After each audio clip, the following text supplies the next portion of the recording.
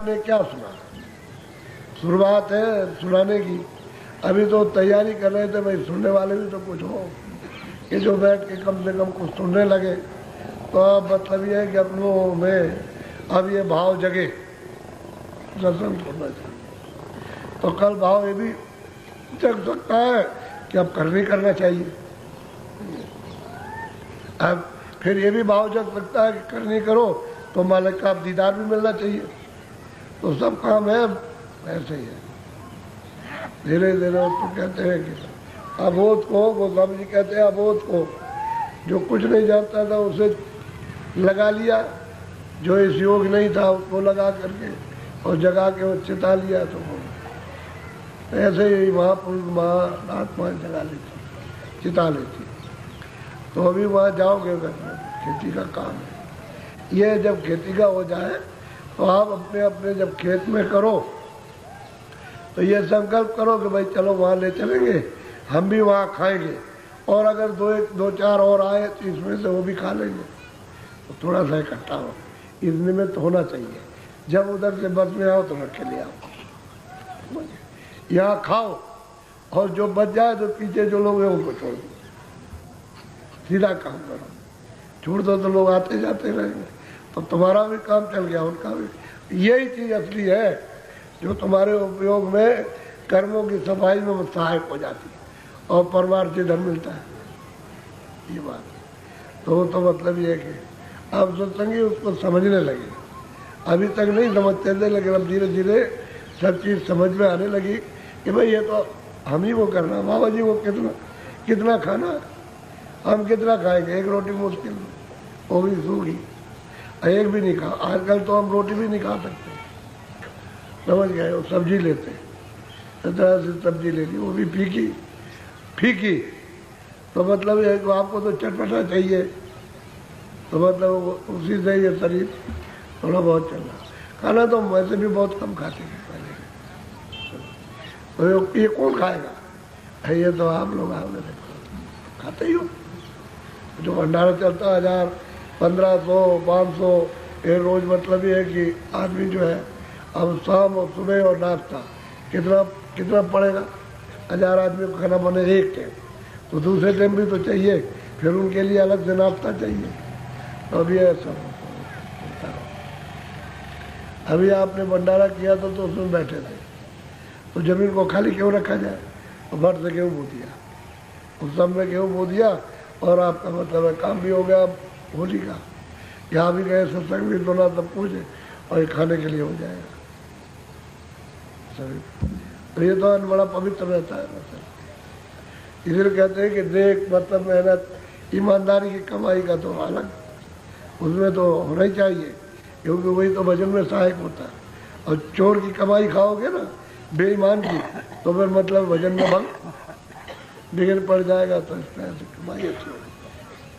तो जाओ भजन करना, अपना काम भी करना, और जरा लड़ाई झगड़ा थोड़ा छोड़ो। यानी बैठ में ऐसा मत करो, थोड़ा सा जरा सा चुप्पी साधो। चुप्पी साधने से दूसरे का ऐब नहीं आएगा, यानी उसका नशा आपके ऊपर नहीं चढ़ेगा।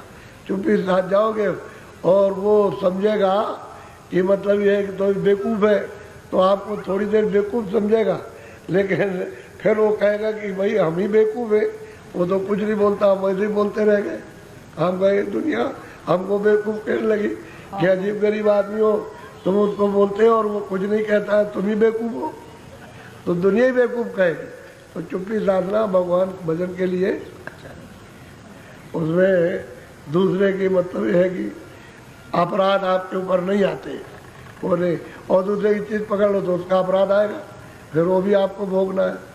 क्यों ऐसी जिल्लत मुसीबत में पड़ो? चुप्पी साध जाओ, और जो कुछ होगा वो मालिक देगा। ऐसा क्यों नहीं सोचते हो कि हम भाई मेहनत करते हैं, जो कुछ होगा हमारे बाल बच्चों को हमको तो मिल जाएगा। ऐसा विश्वास करोगे, निश्चित है, उसमें इधर उधर टलता बलता नहीं है, निश्चित मिलता है।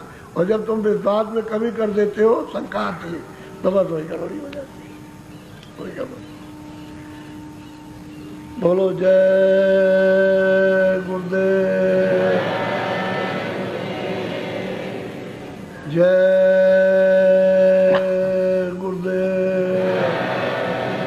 अभी तो बहुत से लोग तो अभी रह जाएंगे, क्योंकि कोई कल जाएगा, कोई परसों जाएगा, ये तो हमेशा ही चलता है। लेकिन ये है कि कल समाप्ति हो गई, कुछ आज जाएंगे, कुछ कल जाएंगे, ऐसे तो पीछे से जाते रहते। किसी का टिकट है, किसी का कुछ है, किसी की बस आने वाली है कि बस छोड़ के चली गई, आ जाएगी तो बस वाले रह जाते हैं। इस तरह से होता रहता है, जाते रहते हैं। और जब पीछे वालों को सेवा मिल जाती है, अब इतनी अगर लगाया जाए तो इतने लोग कहाँ जाएंगे सेवा में? तो सेवा तो थोड़ी लोग करेंगे ना, सब तो नहीं कर सकते, जगह चाहिए उसके लिए, तो इसलिए थोड़े लोगों को मौका मिल जाता है। तो जब टोली बेचते रहोगे 5 की 10 की, तो सबको मतलब मिलने लगा, फिर वो पहुंच जाओ, फिर और प्रेमी जन चले जाए, 4 दिन 10 दिन रहे, फिर अपने बस चले गए, फिर आ गए। इस तरह से सेवा कार्य भी होता है, सत्संग भी आपको मिलता रहेगा, सत्संग भी मिलेगा, सेवा भी मिलेगा, भजन भी करते रहोगे, सब काम बनता रहता है। ये बात है। अच्छा कुछ दिन यहाँ रुक जाते हैं तो फिर कहते हैं हमारी इच्छा खत्म हो गई, अभी नहीं जाएंगे, हम जरा देर में जाएंगे, तो वो देर में करते रहते। अब बहुत से लोग बहुत दिन से कर रहे हैं सेवा, कह लगे अभी नहीं जाएंगे, जब होली का कार्यक्रम हो जाएगा उसके बाद देखा जाएगा, तो सेवा कर रहे हैं। ये पहाड़ों वहाड़ों से बहुत से आए हुए, इधर गुजरात की तरफ, औरंगाबाद से, उधर रांची की तरफ पहाड़ों से, तो ये रुके रह गए। अब कल कहा उन्होंने कि हम जाएंगे तो चले जाओ, फिर उसके बाद जाएंगे वहाँ, और 2 4 5 10 को फिर ले आए, कहेंगे हमारी इच्छा ही नहीं हुई वहाँ, फिर आ जाते हैं। तो ऐसा होता है, जब उनको सत्संग को समझ आ जाती है तो तुम ऐसा ही है, थोड़ा सा बिता सकते दर्शन करते रहो, इसको ध्यान रखो। बोलो जय गुरुदेव। अच्छा जरा सा भजन में बैठ जाओ, बैठो, थोड़ा सा बैठ जाओ भजन पर। जो जाने वाले हैं जल्दी में वो तो लेन में बैठ जाए, जो नहीं जाएंगे वो सब अलग हो जाएंगे, वो बैठेंगे नहीं।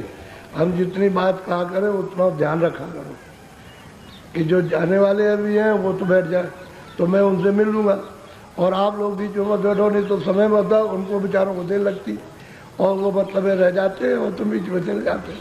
इसलिए आपको नहीं जाना तो आप अलग जाओ, और जो जाने वाले बैठ जाएंगे।